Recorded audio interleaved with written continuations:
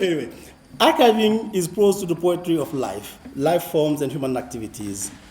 Archives are the tools that we give ourselves to diagnose the past, to make prognosis for the present, and to prepare ourselves for the kind of disembodiments that have been talked about here that we need to depart from our presence.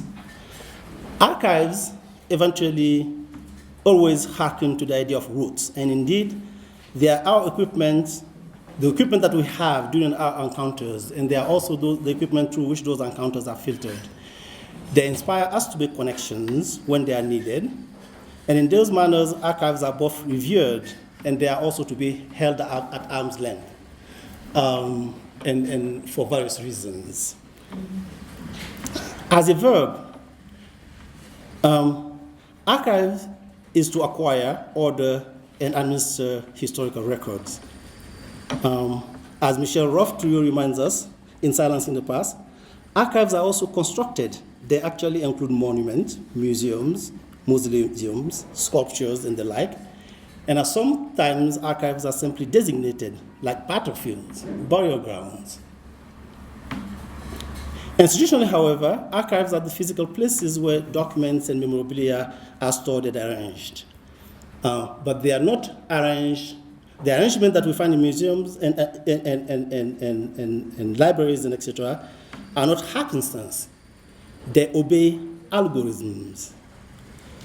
And in modern times, those algorithms have necessarily followed imperial ambitions, colonial projects, along racial line, differentiation, nation buildings, all of them both liberating, emancipating, and also colonizing in their own ways.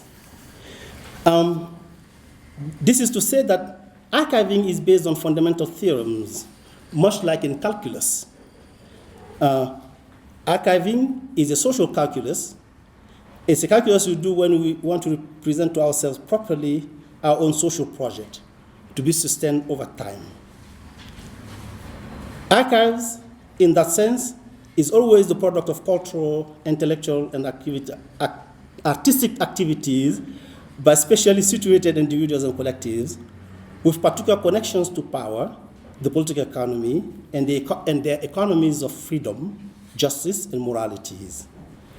These connections are reflected in imaginaries of authority, of the social order, and they also reflect structures of subjectivity and values and affectations. Those things have been said so far.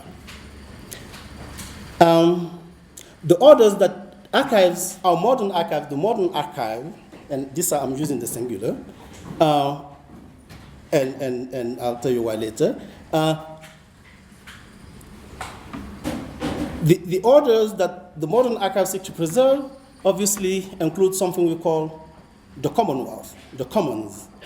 The idea of the commons flows from a sense that we have shared interest in space, in our fate, in our destiny, and that those have to be reflected in the way that we imagine ourselves. And that's the idea of a commonwealth. Chronologically, in Western traditions, and moving from theology to philosophy to other branches of the humanities and social sciences, the idea of the Commonwealth has undergone multiple transformations based on ideological and culturally inflicted modes of differentiation that include race, obviously. But the idea itself proceeded from the idea from images. One of them includes the family, and we talked a lot about family here. But the Commonwealth also was imagined and likened to celestial orders in theology, the kingdom of the heavens in monotheism, but it's not, contrary to what we inherit from post-Renaissance European ideologies. Obviously, those kingdoms of the heavens had been imagined differently in different places. For instance, the Chinese had imagined the Middle Kingdom differently, and etc. But there too, there was an idea of commonwealth, of the togetherness. Although the Chinese and others had conjured up political orders and system and social systems that depended on the Commonwealth, many of the practices, ideologies, and traditions associated with the Commonwealth today were distorted in post-Renaissance archives to give us what we had today and the understanding of the world that we have today, which I'm going to talk about. So, like, again, to go back to Trio, in our archives today, what is said to have happened is seldom what really happened. And so that's something to think about when we look at modern archives. Beginning with the Renaissance, but without losing sight of theology before it and what happened, in the West, modern empires were built in the name of the commons, of all of us. And obviously that is going to be, the modern empires are going to be, after the discovery, conquests, and etc., is going to be central to what I'm going to be talking about. The modern empires built after the discovery of the New World proceeded for the image of a unified celestial order, obviously celestial. That's why we talk about the papal bulls of 1493, for people who are in the room, right? That divided the New World between Spain and Portugal, and etc. And I like the fact that it's called papal bull. You were supposed to laugh. That was funny. You have to have a sense of humor. Come on. I said I like the fact that it's called papal bull.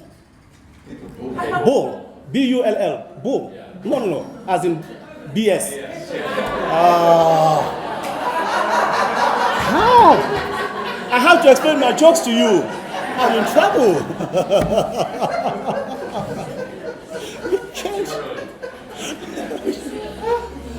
I have to go. If I have to explain my jokes to you, then I'm leaving.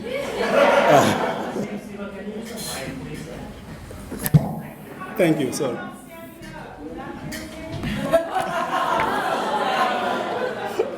Okay. I will stand up.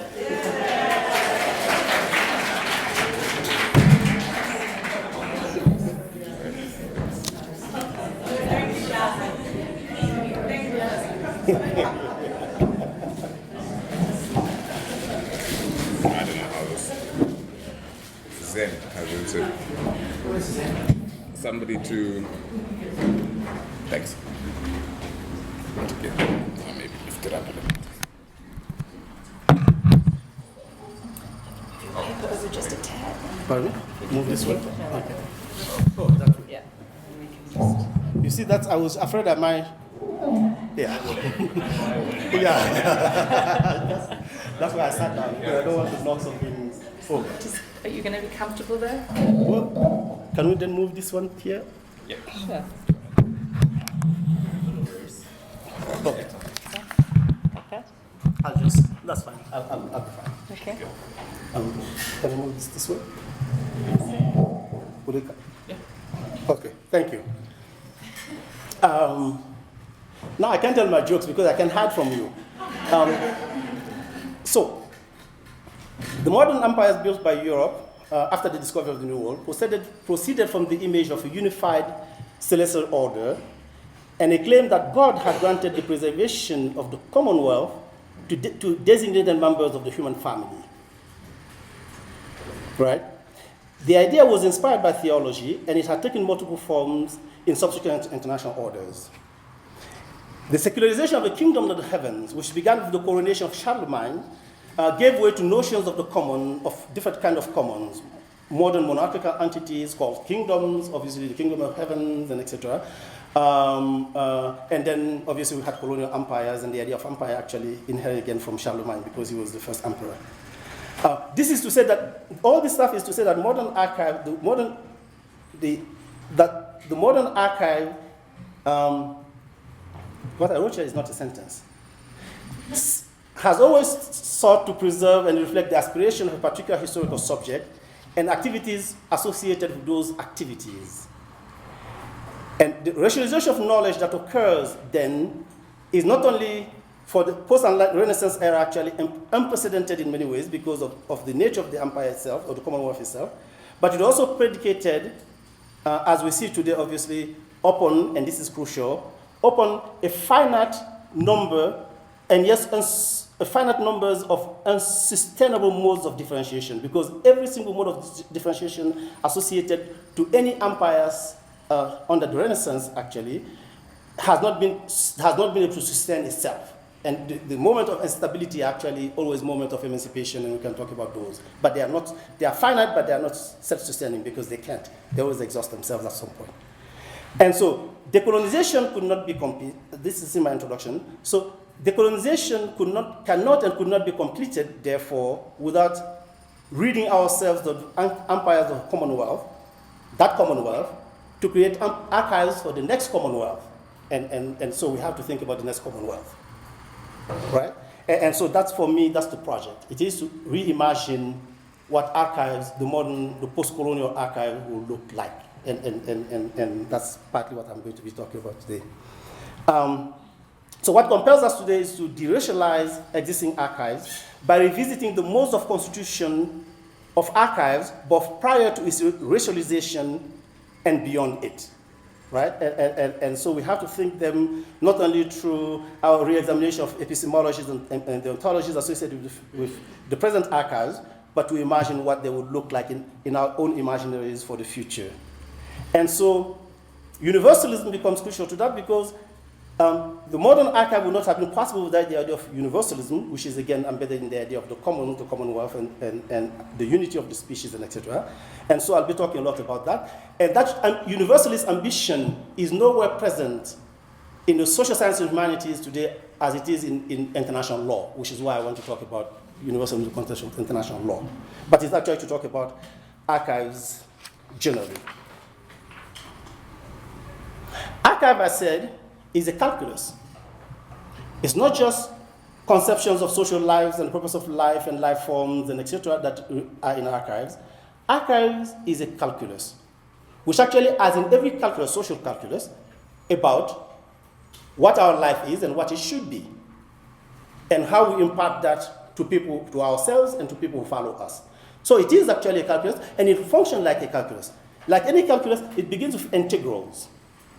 Something that integrates, right? We begin with an integration of the fields of knowledge. We have something we call the social sciences, the humanities, and within them, philosophy, history, and all of those, right? So they proceed from that. In mathematics, as in other fields, integrals are necessary to make wholes complete, something that makes complete. They are therefore essential to the organization of thought. Even though we are not all mathematicians, but we organize our thought in that manner. Integrals are also a function of which another function may be derived, or is a derivative. So a lot of people assume that because we were colonized by the French, our thought must be derivative of French thought, right? And so integrals function that way. But we are not in calculus, and so I'm not here to teach you about integrals. But what I want to say is that integrals depends on something else called integer, I-N-T-E-G-E-R, right? Which is another function of it. And we imagine integers, usually again in mathematics, to generate their own wholes. So we go to larger wholes, to smaller wholes, and we go that way, right? In international law, as in the human sciences, the category of the human is an integer. We start with the human as being a whole, right? It functions as a placeholder for a species of mammals. Yes, we are mammals, with faculties and capacities that we think are unique to us. And I have to say that we think are unique to us, right? So knowledge too functions in the same way as an integer. It assembles all set of integers that pertain to both what we think and the things to which they pertain.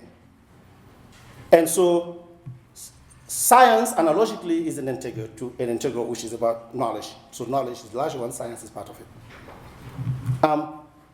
The universal and the notion of symbolic constitution of humanity depends upon a function of integrals that is integration. So we cannot imagine humanity without a function of an integrative function, integration. It had to be, something has to hold all of these things together. Otherwise, it doesn't function. And our archives have to reflect that too. Right? So, in this sense, humanity is an ensemble, which means that within it, there are multiple parts. But the whole has to exist despite those parts. Humanity has another meaning that depends on another function of integrals, that is differentiation. Integrals exist with differentiation. Differentiation is a function of integrals. If you have a whole, you actually have to be able to, again, because of plurality, you have to be able to disassemble. And so differentiation, and so differentiation is a function of integrals. And in that way, humanity means, for some people, not the whole anymore, but a particular quality of being human. And that too is reflected, that's what the Renaissance does, right? The Renaissance does give new meaning to the fact of being human. But we had been human in theology before the Renaissance, right? So now we are in the context of giving new meanings to what it means to be human, the quality of human beings. The third meaning of humanity, of course, is the quality of being humane, which is different from being human, right? Whether we can be kind to one another, whether we can express solidarity, whether we can recognize, we can project empathy, and etc. And I'll be returning to the sense of humanity in post-Renaissance Europe later. But in the first instance, once integrated, humanity does not, in principle, and should not, in theory, admit any fractions, meaning fractions that are departures. Fractionalism, actually, so differentiation and fractions are not the same. And so humanities, there's no half, which is why yesterday I was saying that, to me, coming from where I come from in Guinea, this idea that you can split siblings into halves and steps and etc. is a very troublesome concept to me, right? Because that's always the fragmenting even the family before we get to humanity, and it projects certain dispositions, right? So this doesn't mean that humanity is not numbered. Obviously, it has part. The part can be counted, but they have to be counted together and in association, which is again what integration does. So human beings as a whole are supposed to be endowed with the same unique faculties that are proper to the human and therefore set them apart from other mammals, right? And those faculties, we know them, that they are reflected again in our sciences. Cognitive faculties, sensorial faculty, emotive, affective, and etc. Those that allow us to feel, to sense, to all of those. And they are supposed to be unique to humans. So in principle, if you are in the context of integrals, they are okay. They pertain to all of us, which means that we should all be able to live, to think, all those has to be common to us. But the unicity of the human and the universality of faculties, right, were either insufficient or incongruent to imperial and colonial projects. You could not actually have the kind of fractions, the halves and the steps and etc. if you actually admitted you did not find a way to qualify those faculties, that we have the same but, right? And then we enter into fractions. We are no longer into integrals. So, but the Renaissance was not the first to invent that, because even before we entered the Renaissance, in theology that preceded it, those movements have already been possible, right?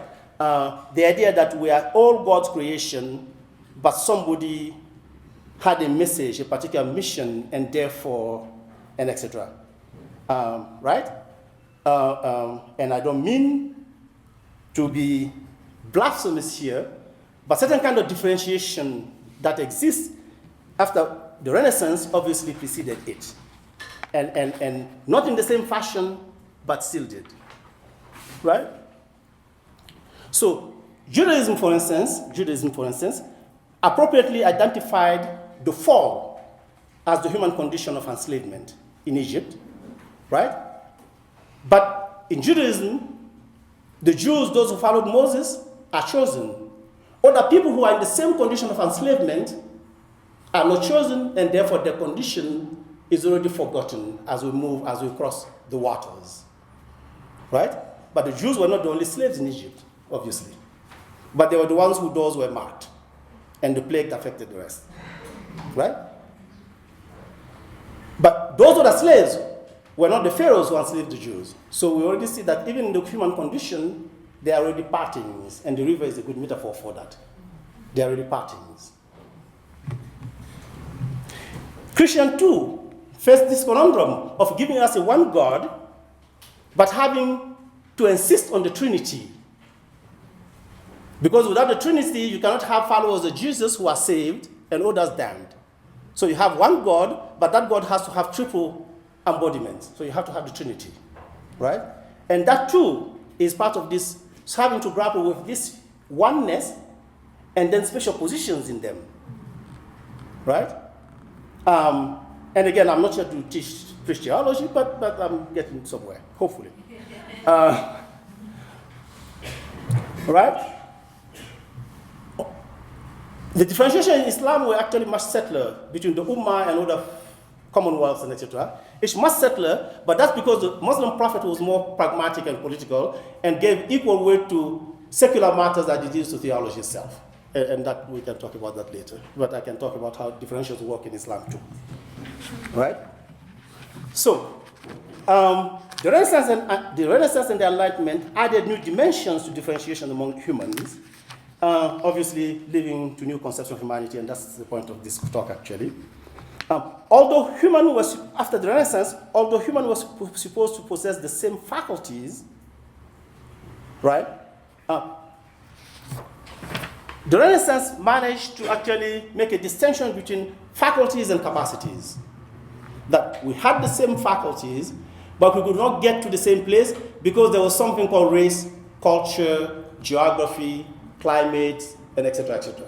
Right? So you have to find an explanation as to why Europeans should be the chosen ones and why the rest of us were somewhat damned. Right? For different kind of reasons. The Jews damned for different kind of reasons, the Muslims damned for different kind of reasons, and the blacks and for different kind of reasons, but still. Right?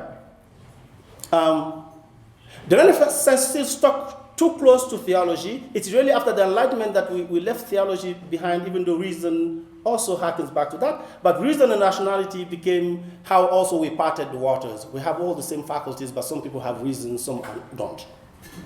Right? So, in the post-Renaissance era, human and humanity are, properly speaking, derivations of a more universal. They actually don't exhaust what it means to be human. Our archives after the Renaissance don't exhaust what it means to be human. We are already in derivations. And so the profession of universalism in the Enlightenment is actually, which one of the two brothers killed the other one? Forget it. I'm forgetting my theology here, right? But it is really, right? It was really trying to, and if I want to be crass about it, to bury the evidence, it is basically, universalism is a way of obfuscating something. And a teacher of mine in Madison, Wisconsin actually gave me the better metaphor for that, which was that the thing about the Enlightenment is that one person's light might always blind another. If somebody has a flashlight, they may be enlightened, but they may blind you. Right? So there's a little dissembling there, right? That reason is no longer really, we are no longer in the province of the universal. So the universal is being proclaimed, built around reason, which is no longer universal, which is what the problem is with. I told you that we have a lot of modes of differentiation in enlightenment that are not actually sustainable because they can be sustained logically or analytically. Oh, voilà.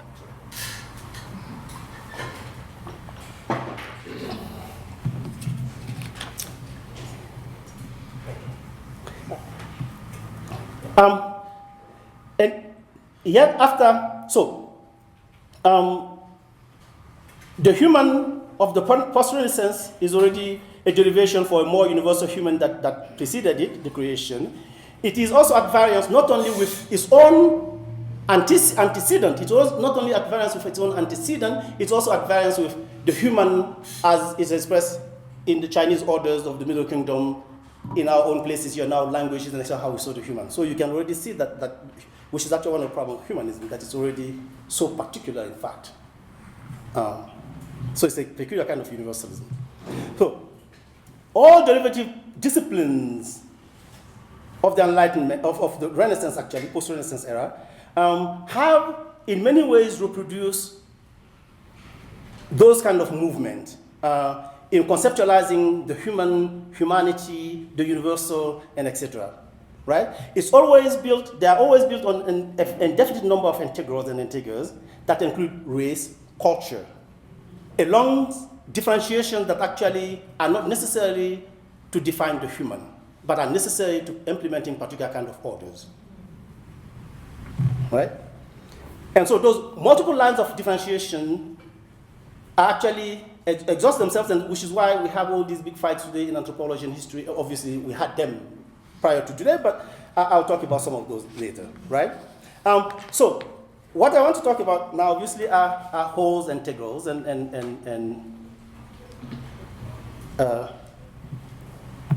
I'm worried actually that I'm taking too long. The terms, I want to go now to the terms of universal and particular. Under post-Renaissance ideology, the particular is derivative, but indivisible, right? So that which is European, reason, and the systems of thought associated with them are supposed to be universal, and everything else is derivative, right? Which is why we imagine, and it actually cuts across many things. We imagine that Africans could not have languages, they could only have dialect. They could not have ethnicities, they could only have tribes. And we do repeat that actually all the time. Right? But those are certain movements that are already happening in how we see people, we imagine people, and we place them. Right? So those are happening in systems of thought, morals and laws, that are integrated in European systems of thought as fragments, segments, and derivations of the universal, but for all the wrong reasons. And those reasons, I'm going to talk about them later. Obviously, if I have time, because I'm running out of time. 45 minutes. Oh, good. But I'm spending too much time on these explanations anyway. So, the universal in law, as in politics, is the integral that generates all other integers. It is a form of universalism that integrates only vertically and not horizontally. Right? Which is why, again, post-Renaissance universalism doesn't relate to China and etc. It doesn't relate to those that preceded it or those that are elsewhere. It's actually is vertical. The derivative is vertical. It's always a position of hierarchy. And so there are multiple ways of conceptualizing the universal. Which is why I actually don't, criticism of universalism for me sometimes sounds hollow, because if we don't know how it's archived, how we got to universalism in the way that it is, we don't know that actually multiple universalism are possible, that the Commonwealth is still possible, and universalism doesn't have to be in the way that it's structured today, right?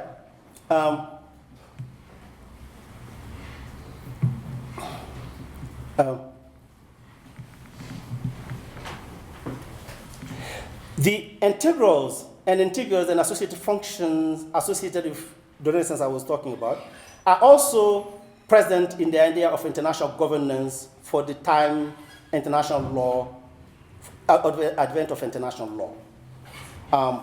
International law, if you have a law student, you go into classroom, people will tell you where international law comes from. It has its moments. The fathers of international law are Grotius, and if you want to go before Grotius, because he's too Protestant for my Catholic taste, we go to Victor, we go to Gentile, we go to, right? But we know who they are, right? And I'm going to give you a taste of the empirical stuff I'm going to be dealing with. Anybody who says that actually has not read Grotius. Grotius, right? Mare Liberum has a number of empirical claims in it. The law of the sea, Grotius said the Portuguese, has to be universal because the place where we met in the Strait of Malacca allows for the freedom of the seas. If non-Christians can allow for the freedom of seas, then it has to be universal.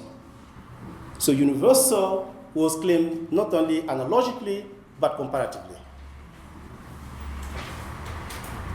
Right? So the universal does not derive from European theory and philosophy or Christian claims that were being made, but Grotius is already adding a different dimension to it, even though we don't hear Grotius. All we know is that Grotius was Dutch, he gave us this, And we had natural law and natural history. I'm going to be talking about it with some degree of reverence, but a lot of irreverence. But that's what we have. Right? What the Renaissance did, and the Enlightenment followed, was to introduce radicals to algorithm. Again, I'm coming back to calculus. Roots. You have to have roots. The systems of authority claimed by post-Renaissance archives are grounded in those radicals, those roots. It has to be European, or it has to be Christian. Right? So even though Grotius is unable to make a claim entirely on the basis of those roots, or those radicals, people who followed Grotius, I'm sorry I say Grotius because I'm speaking French, have to go back to the roots. Right? And that's one of our problems in international relations today, and I'll be claiming later.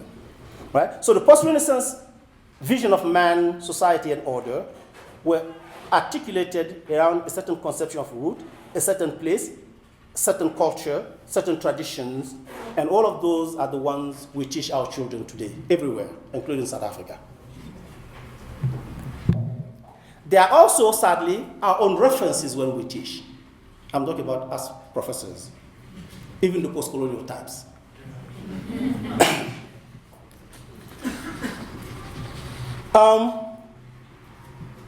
Right? In post-Renaissance universalism, in the moral calculus of post-Renaissance universalism, pluralism suggests non-relatedness in some fashion, and at the same time relatedness, and they flow in different directions. The relatedness is the presumption that everything that flows from there, because the universal has to go down as the particular, but everything that is particular remains the particular, it cannot relate. So both of them exist actually, relatedness and non-relatedness, but in different directions. Right? And in international law too, you see a lot of that. So, in international law, as in politics, the idea of the Commonwealth is predicated on the acknowledgement that human societies were patterned on similar structures given to them in language and enabled by the faculties, but that culture, race, and all those made a difference. And some ideas were more commensurable to the lives that were desirable, and some were not. Right? And that was archived thus, as such. Right? And you can see that today too. I must digress here too, that we all read the prison notebooks by Gramsci. How many people here have read Sibuku's letters to his wife?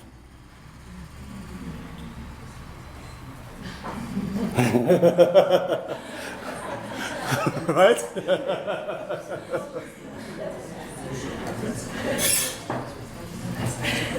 But that's because we assume since the Renaissance that there's nothing that comes from those fractions, those non-relatables, from which you can have abstractions that can be universalized. Right? Kafka, yes. Sebukwe, grumpy. There couldn't be any reason. There's no abstraction to be gotten there. There's nothing about the human condition to be gotten there. If you want to get it, you go to Kafka. Right? And that's not just a political gesture, by the way. It is really the idea of, as intellectuals, being able to make abstractions. What is worthy of our abstractions? What is worthy of our abstractions? And is it useful? If you think universally this way vertically, it's not useful. If you think of it horizontally, you may do what Grotius did. You can say, this is universal because you can see it in Kafka, you can see it in Sebukwe. But if you talk about Sebukwe, then you have to talk about apartheid, you have to talk about South Africa, you have to talk about Africa in certain ways. So every time you open a drawer, in integral, you have integrals in it. You have to go in different directions. And some of those places are more foreboding to us, scarier to us than others. And so Sebukwe, we found. I understand even ANC South Africa doesn't talk about him. I just have to say that. Right? That's how you say his name, right? Yeah. So we now have to come to the question of difference. What is difference and what does difference do for us? right? There's actually there's a difference, not to, right? There's a difference between differentiation and difference, right? Fractions and just variations in likenesses, and those are not the same. What we have from the Renaissance are differentiations and differences, right? And so you can actually see in the manner in which the social sciences, our fields, are structured. If you go to the sciences of thought under the Greeks and the Romans, philosophy, mathematics, numbers, and philosophy as the sciences of ideas and morals, mathematics are the sciences of numbers and the distribution, etc. You go to philology, the sciences of language. You go to the science of nature, physics, geography, philosophy. All of them are integrals in different sort of ways than are literature, culture, history, political science, law, because they operate differently. It's different registers, different integrals, right? And the fractions and the differentials and the integrative functions function differently in those fields. And you can tell chronologically, it's not just a chronological difference that those fields emerged first, and then we had the other ones after the Enlightenment, but that's because history was a political project, in fact, as a discipline. So was anthropology. So is political science. So is international relations. So the humanities that they are constituted today don't even function in the same way, and some are more problematic than others. But in the post-Renaissance registers, they actually all have the same problem, right? But the fields are not the same. Some fields privilege certain functions more than others, right? And it's not just a question of history, it's even how we monumentalize history. And I don't want to get in treacherous waters here when I say that one day, same day, I went to the UCHRI, is that how it's called? Museum, and I went to the other one has got Freedom Park, right? Some things can be expressed and monumentalized. Other things, other experiences in human life has to be subsumed, sublimated in some ways for different interests. So the interests are different. And right? So some of those actually subsist politically even when even if we do it in goodwill, right? They subsist. And it's just how the archive function. And I want to talk about some of those later. But voila. So, and you can see, therefore, that things like natural history, chronology, eugenics, public health, and all of those things could only follow, right? Could only come at a moment chronologically after we had history, anthropology, cultural studies, moral sciences, political economy, and to name but a few, right? All of those, you can see how they come. But they come in different times, depending on how the Commonwealth is structured, to respond to a particular need. And so disciplines are not actually innocent. They are all a project, all of them. Right? And some of it is social control. So, that's bold as an accusation, but I can actually leave the integrals and etc. and go to the basic algorithms. Right?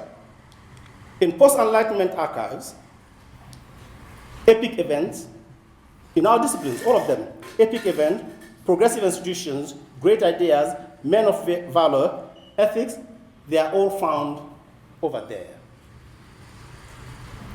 Right?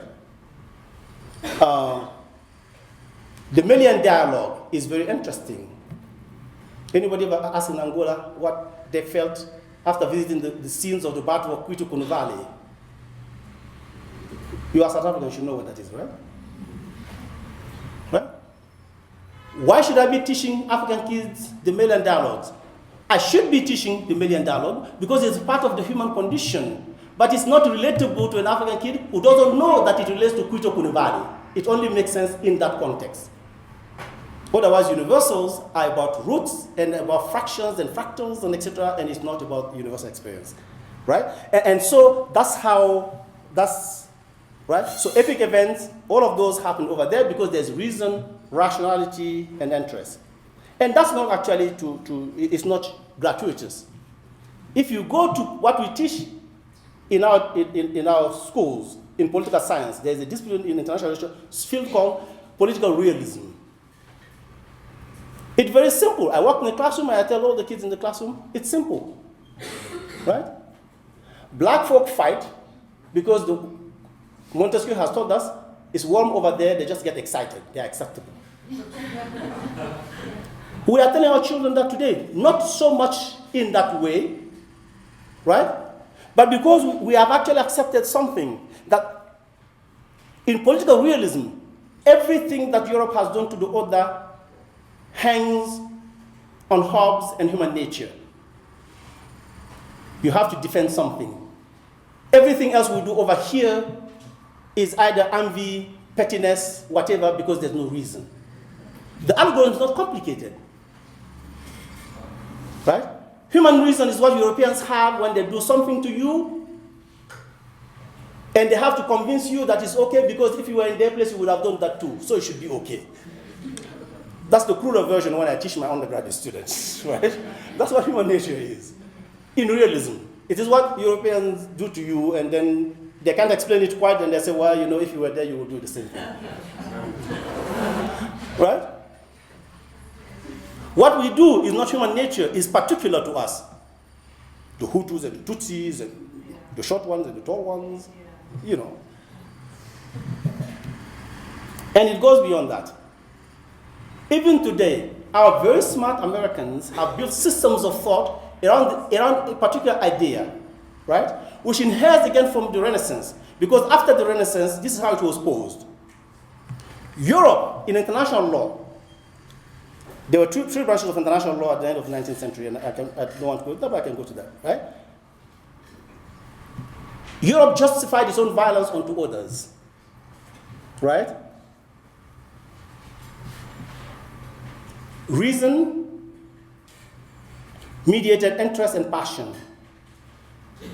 If you can reasonably identify, if by reason you can identify your interest, you can fight for it passionately. So you can build drones to kill people in the national interest. Where you don't have reason, you can't have interest, and everything you do is irrational and barbarous. You can take the ICC and the laws and the rest of the statute, and you can see that it's replicated in there. Somehow, you cannot kill your own people. Okay, that's fine. I don't want Gaddafi to kill his own people. Should Europeans? Saddam Hussein could not kill his own people. Somehow that has actually shaped us, and this is, you know, I'm going to be just talking about affectation, is how these registers even shape our sensibilities and affectations. Like, you know, you can't be killing your own people. You shouldn't. Of course you shouldn't. Gaddafi should not be killing his own people. We went to Libya to stop slaughter on the street of Benghazi. By the end of the war, we had laid a siege, a 4-month siege on Sirte, where blood was on the street and supported by NATO bombings. Look at Iraq today, right? But somehow very smart people can sit in a classroom and talk about the national interest as if it was something uncomplicated. You know, national interest is something granted. You know, we have it. What is South Africa's national interest? Can South Africa have military bases in the Gulf of Mexico? We couldn't even allow the Russians to do that. Right?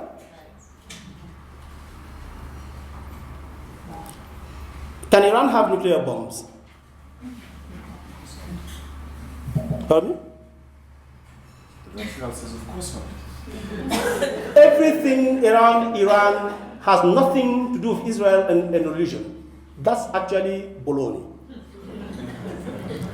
Anybody who knows the mullahs, who knows Islam, knows that Iran is not going to drop a bomb in Jerusalem unless you move Al-Aqsa. Right? The mosque. The Golden Dome and the mosque and etc. You have to move it. So it's not about bombing Israel and etc. It is simply that the Renaissance, because of roots, has made the West elect. They can have the means of violence, they can have the monopoly of violence because they have reason. They can actually adjudicate for themselves.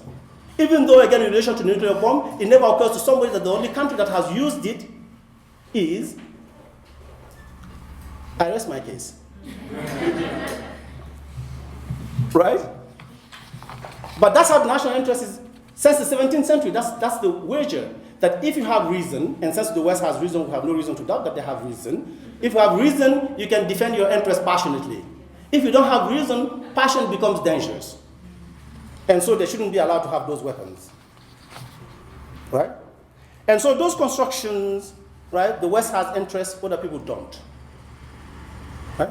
They creep in thought even when you don't think about them, even when your sensibilities are what you're being taught on. Right? Why should people have nuclear weapons? I actually don't think anybody should have nuclear weapons. So if you tell me should Iran have nuclear weapons, my first reaction would be no. But that doesn't mean that somebody else should have it. Right? But we are always drawn into these sort of things.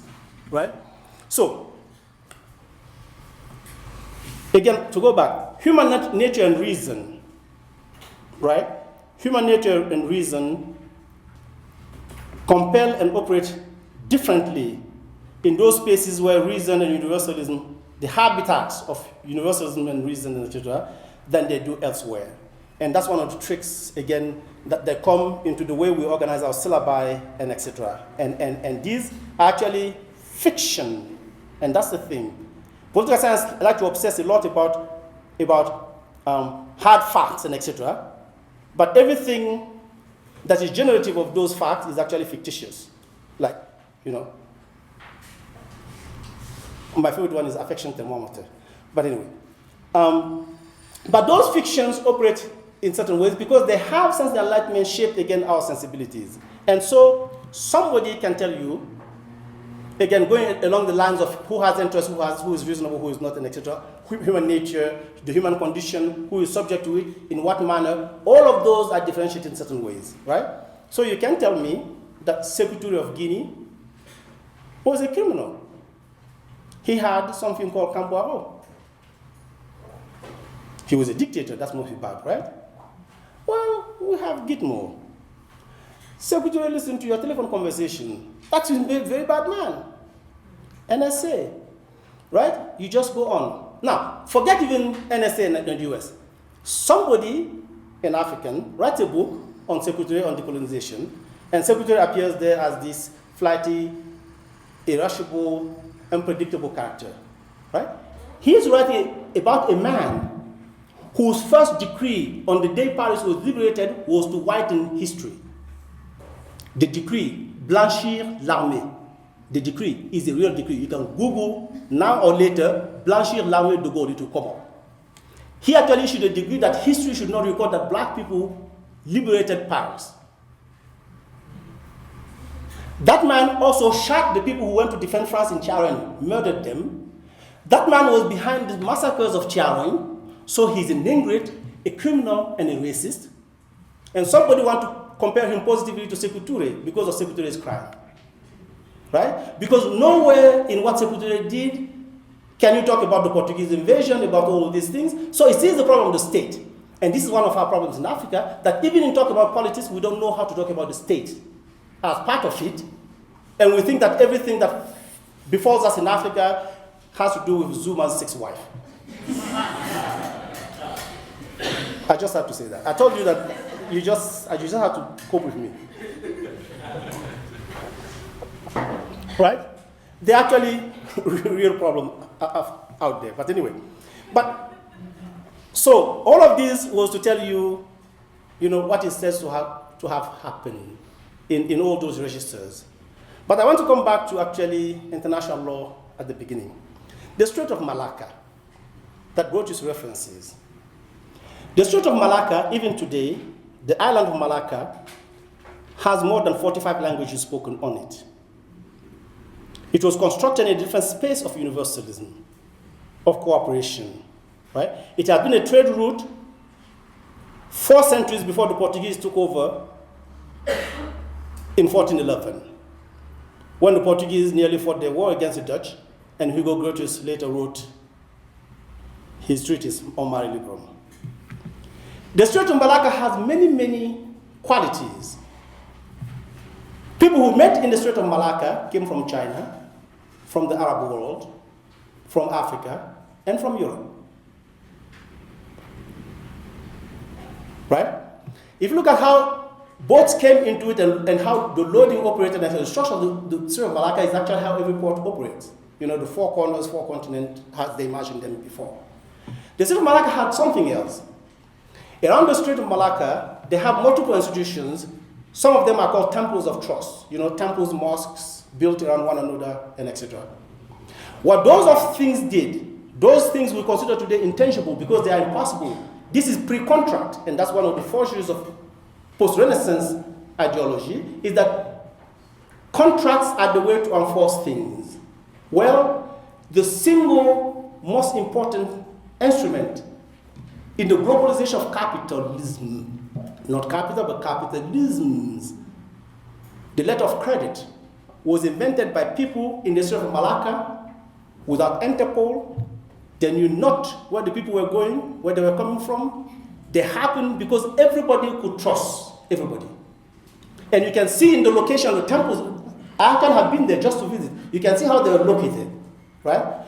If a Muslim told you, if you gave them the Holy Quran and they told you they will do this and swear on the Holy Quran, you could trust them. The Chinese valued, this is their own language, not mine, they valued shame and they could not stand shame. So if you knew if they introduced their cousin to you, you could trust them.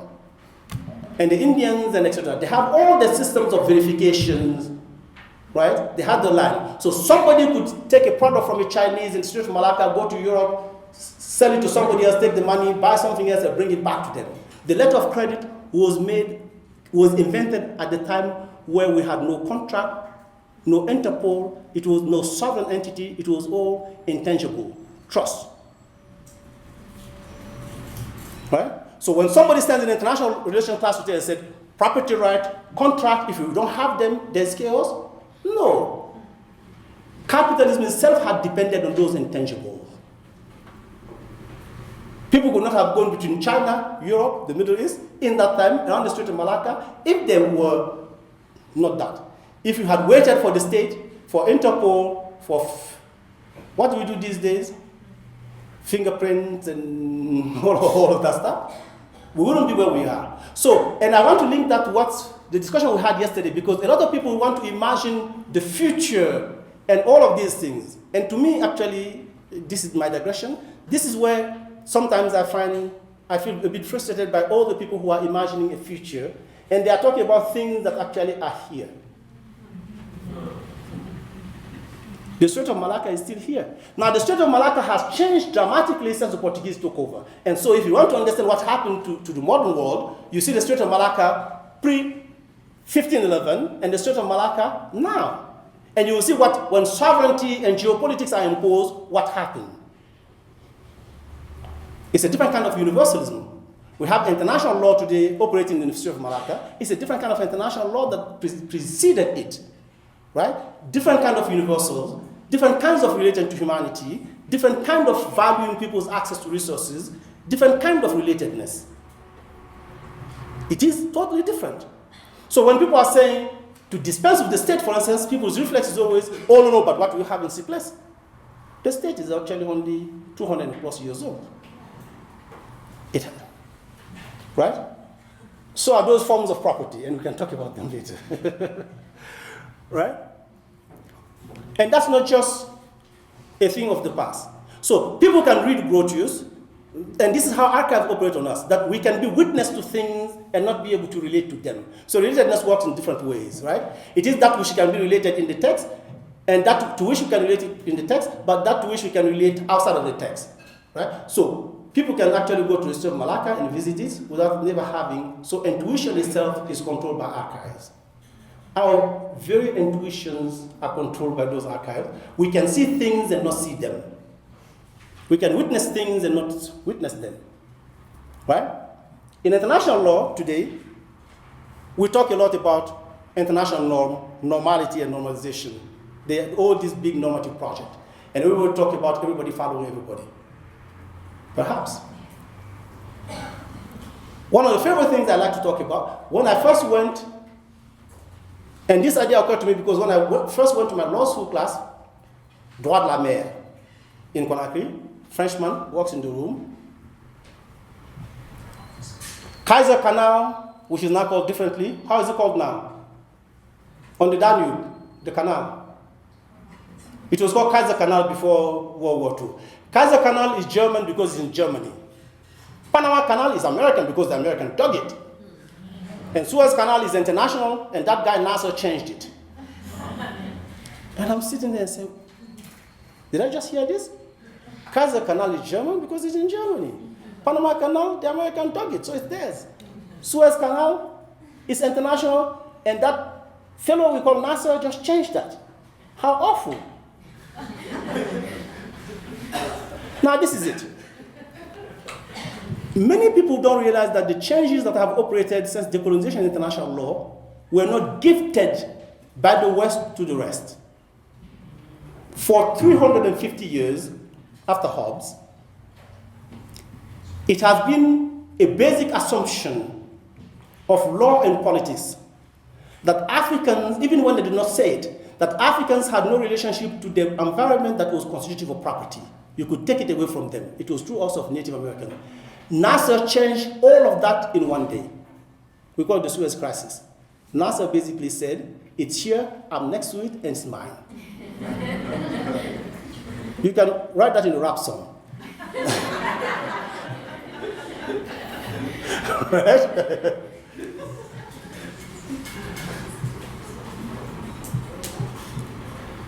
So all of the things we have today about property, what lies in, it's not true. So somebody comes and said, the way we have sovereignty is that you have your territory, your population, everything that is in it belongs to you.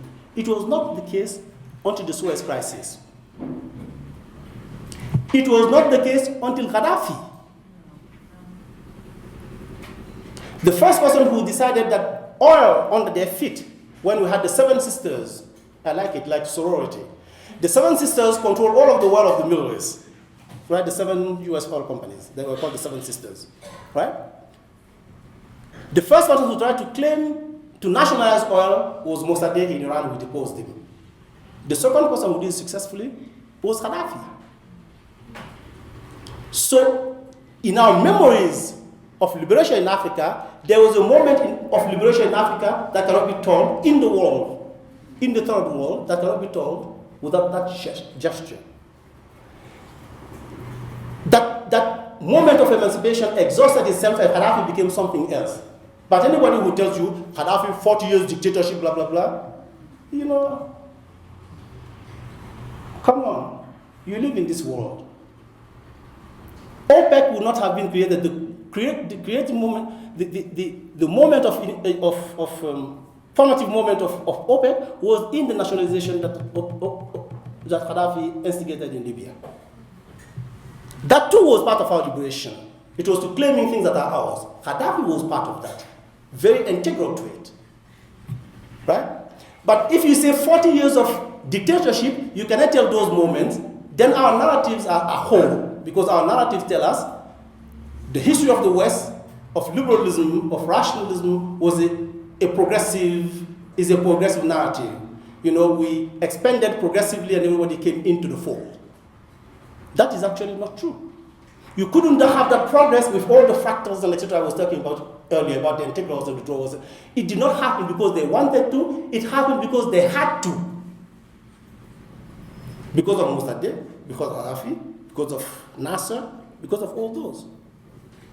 So international norms today are not what they are because there was a progressive sort of advance in laws and etc. It is because things that those people did. Those human activities have to be captured somewhere, registered somewhere. They have to change something. Every integer is a hole that opens other drawers, as I was saying, etc. What do those lead to? What do they tell you?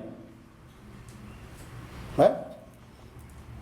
The next one for me is human rights. And I'm just going to tell you, give you vignettes and etc. Then I'll give my conclusion. Human right. Walk into a room, an African leader tells you, you know, this political civil rights thing, those are European things, and blah, blah, blah. Right? And Europeans themselves come and say, yes, we are who we are because those right works in Europe, and etc., etc. Simple question. And somebody in this room may have heard this before, but I'm going to say it because a lot of people have not heard me say this before. But between the slave master and the slave, who would have said, "You shall never beat me, sir. I will no longer allow that. You shall not beat my child." That way. Who would have said it first? The slave or the slave master? We have in anti-slavery a whole traditions of claims to civil and political rights.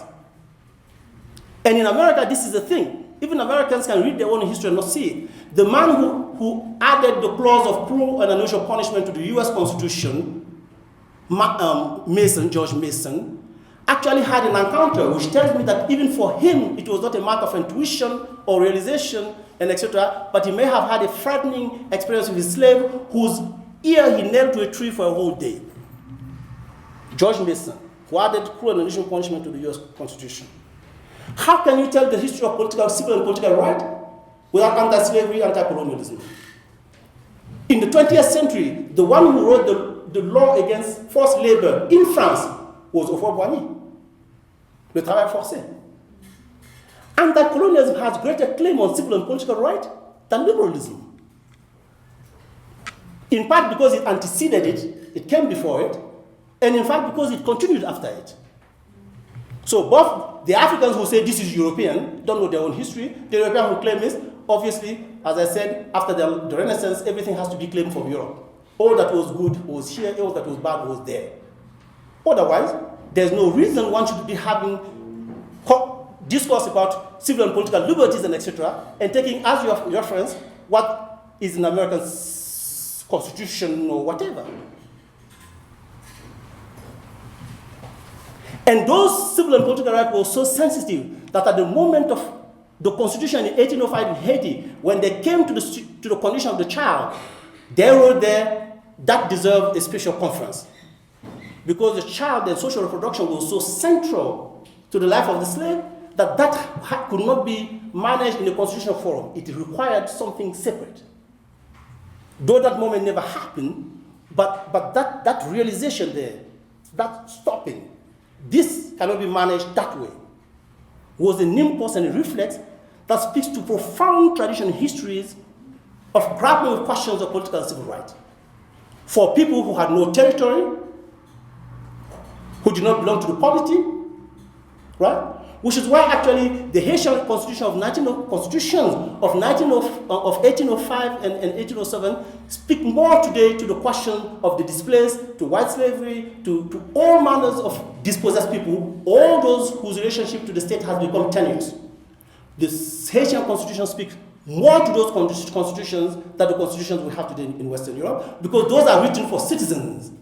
That theirs was written for people whose relationship to the state had already been negated. They were things. The internally displaced,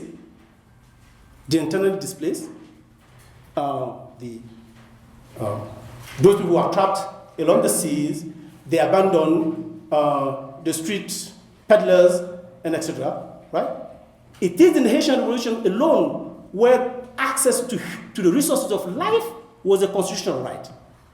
It was a constitutional right for les nouveaux libres, as they said it, the new free, and les anciens libres, without discrimination.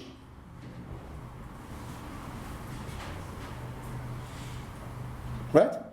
But of course, in a constitutional class at Harvard University, you cannot make abstraction from the Haitian Constitution. Toussaint Louverture is no match for Montesquieu. And that gentleman who said all the good things about us, de Tocqueville. Right?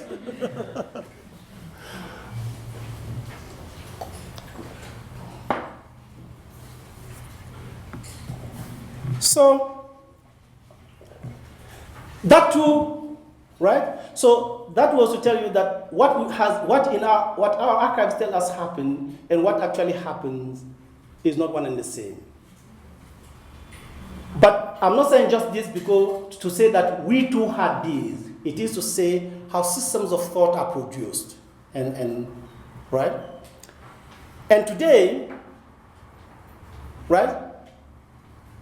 How systems of thought are produced in our academic practices, what are our authoritative references?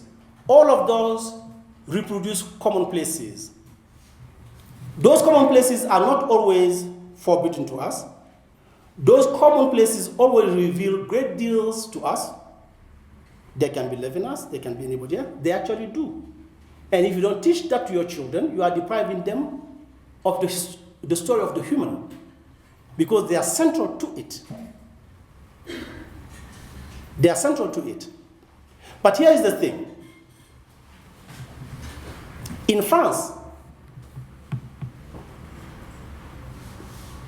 after World War II, from 1946 until the late 1960s, 1/4 of the people who circulated in this place we call the left bank in France, where all these great smart people were sitting, were Africans. Where did they go? Were they also native informant, even though somebody like Dapoussier was a classmate of Mitterrand and was actually first in his class? Were they also native informant? Right? So there is an extent to which the whole post-war French theory is also, in many ways, an anthropological project. Right? Derrida is a very smart man. He probably is one of the greatest. No. I'm not saying actually as a reference. He probably is one of the greatest mind. I do not teach anything on subjectivity without Derrida. I can also tell you that la question musulmane, the question of subjectivity, the order and its doubleness, had been discussed in the French Empire. You can just go to the archives since 1905. I presume long before Derrida was born.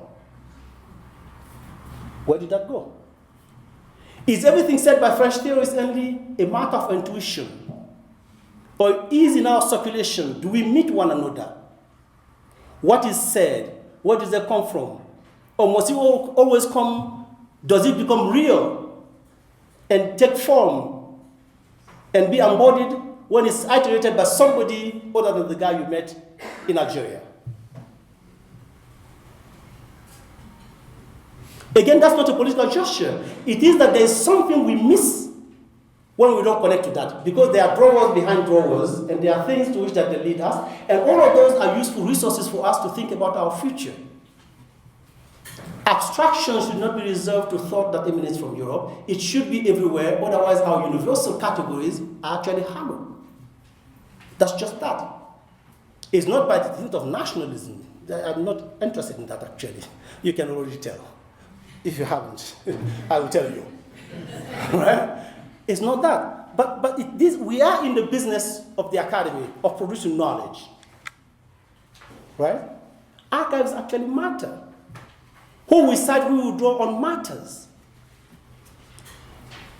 We actually make people worthy or unworthy by thinking of them as people who are, right, who cogitate, who think, whose ideas matter, who may be wrong, but can give you an insight.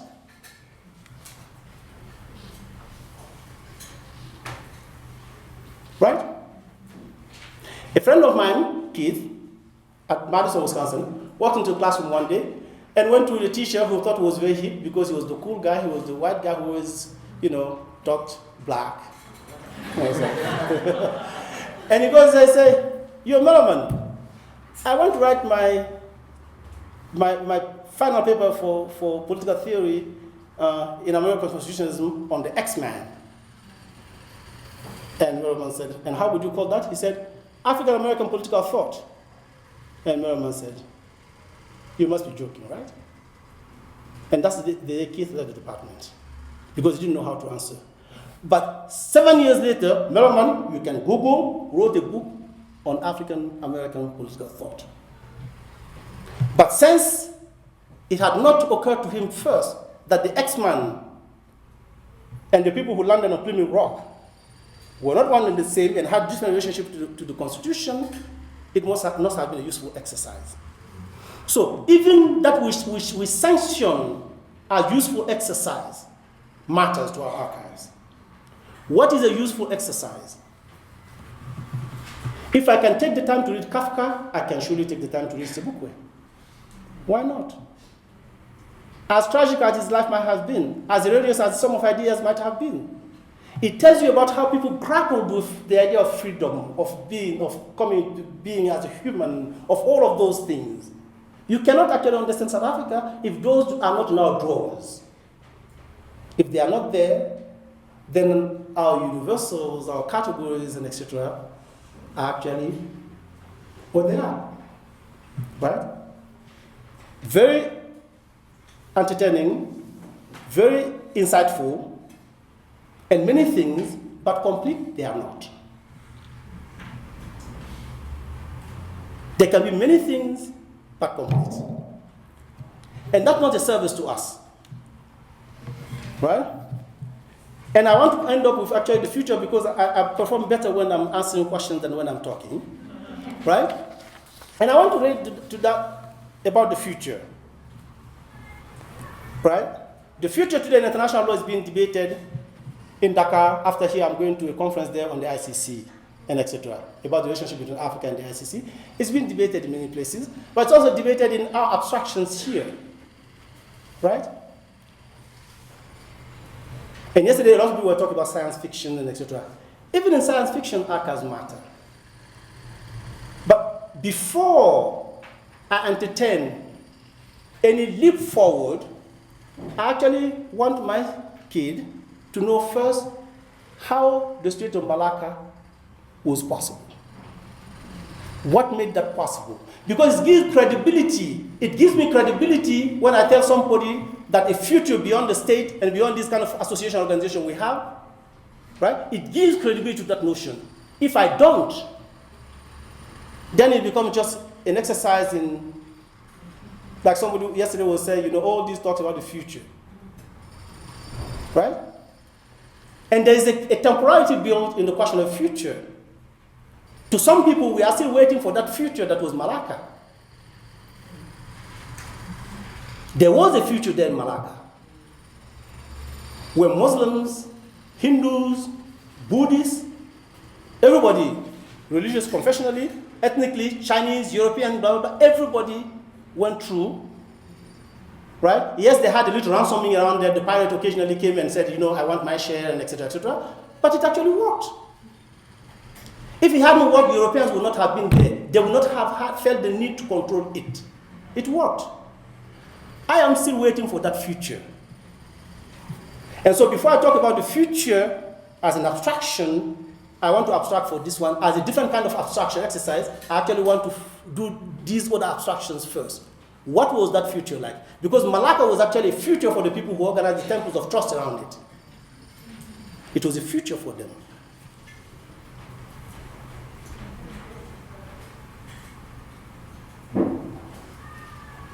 I still want the future promised to me by those anti-colonialists. There was a future there. Dabusier, long before a man we call today Rancière, had actually talked about the staging of democracy, had talked about multiple publics, had talked about, right? All of those setups are there. In the French Parliament, he said them. Before Jacques Rancière, actually. And again, it's not to put Jacques Rancière down because I actually teach him, but there's different inflections there that go in different directions that could actually complement that very well and give credibility to whatever imaginary Rancière has. Because actually it had been possible for black Africans to defend France when the French state had actually disappeared. And to act, right, without the state. Not be compelled by the state, not a colonizing state, and to give the French left the language of which to fight the French state. That too happened. I want that future. And nobody's going to leave that behind because that's not behind me. It's still ahead of me, actually. Malacca is still ahead of me. So the future is not chronological, and that was linearity. It's not linear, in fact. I want that future. I want the future that Dabusier was thinking about. I want that, actually. I want the future that Wisdom Koulibaly was talking about. Yesterday, Achille actually brought up a very interesting concept, which I actually use occasionally, which is anticipatory criticism. One of the things we have not archived too well, and he said that yesterday, is those moments of anticipatory criticism. Everything that NATO does today, all the complaints that we hear today about NATO had been expressed by one man called Wisdom Koulibaly in the French Parliament. It is, by any standard, you can Google French archives, by any standard, the most poignant speech ever given in modern France under the Fourth and Fifth Republic in France about what militarism was going to do to democracy and where the world was going to end. His name was José Coulibaly. He had anticipated that. How does that enter into our modes of evidence as we do as social scientists? What are our modes of evidence? Is the evidence of US failure simply the invasion of Iraq, or is it contained in those anticipatory criticism about what a militarized body would become? What are our modes of evidence? What are they? We have taught our students that the reason that the US Constitution protects minority rights is blah, blah, blah, etc. We don't tell them it was to protect the propertied minority. Right? But here in Africa, with all our troubles, diseases, wars, all of that, right? We can still say that somewhere somebody has not asked themselves a question about what was going through the mind of the people who saw, lone bunches of white people, sometimes 20, sometimes whatever, and let them survive and accepted them. That's why Kant does not exhaust for me the ethics of solidarity, of hospitality. Right? What must have been going through the mind, and what was that? Is that a future we want to? Even if what follows is violent, but there was an initial moment. What was that? Can we research that and make abstractions of them? Does that matter? We are teaching 2,000-year-old texts from the Greeks. Why not 300 years here in South Africa? Those are actually very formative moments of what we call the Commonwealth. It was formed that way. People found themselves places because they survived or somebody allowed them to survive. The pilgrims were actually fed by the Indians. Right? But this is the thing. I told you that our archives are unsustainable. Because having taught ourselves that European expansion was the unfolding of progress and etc., so we now have to malign all the people who suffered from our violence. So we have expressions like Indian giver. Because we have to assume that Indians actually gave the land and then they wanted it back. So the giving was nice. The taking back, no. Right?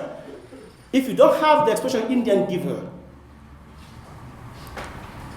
then you have to explain what treaties were, because those were not treaties, really. Right? You say black people are lazy. If they are lazy, then you can understand slavery as just some sort of, futile exercise in trying to make these people work. Even though the entire political economy of the country has been built on that. But you cannot allow that black people actually knew cultivation, rice growing, etc. You have to have The Gods Must Be Crazy as a movie to not pay attention to the fact that the way those people who appear in those movies got copper from the underground in what is now Southwest Africa was what was replicated by the Germans and is still being used today. So you need The Gods Must Be Crazy. Blacks are lazy. Indians wanted back what they had given. They are bad givers, so losers. Right?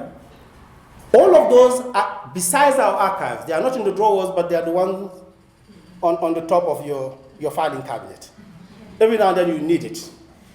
Right? Because we have to comfort ourselves that violence, human nature does not exhaust it. It's too long to explain, etc. Indian giver does it. They gave it, they want it back. And that's what the fight was about. Custer had to stand his ground. Right? What are the future that we want? That future too I want. The future that the US constitutional imaginary cannot fathom even today. That those people in Jamestown may have gone Irono, may have gone native, and they have spent time and money to try to find out what happened to those whites who were in that colony.